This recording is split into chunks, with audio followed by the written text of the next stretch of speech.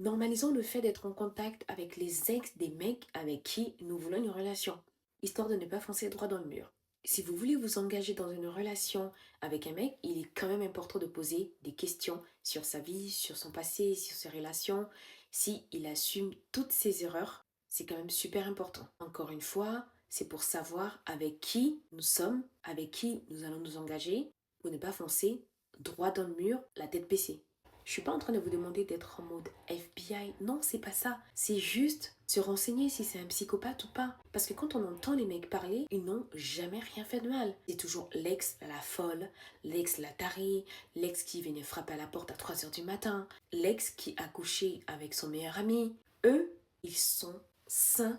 Ils n'ont jamais rien fait de mal. Et c'est bien ça le problème. Je suis tombée sur quelqu'un qui m'a parlé de ses ex. Quand il me parlait de ses ex, ses 3 ex, elles avaient toutes le même problème.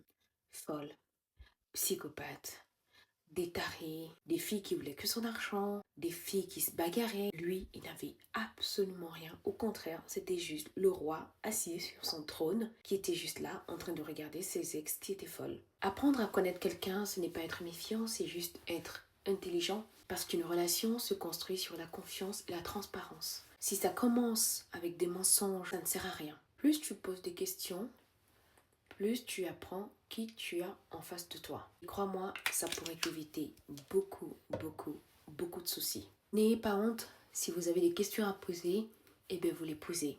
Tu pourras que te sentir mieux après avoir eu tes réponses. Le fait de poser beaucoup de questions peut t'éviter de te retrouver dans une situation compliquée.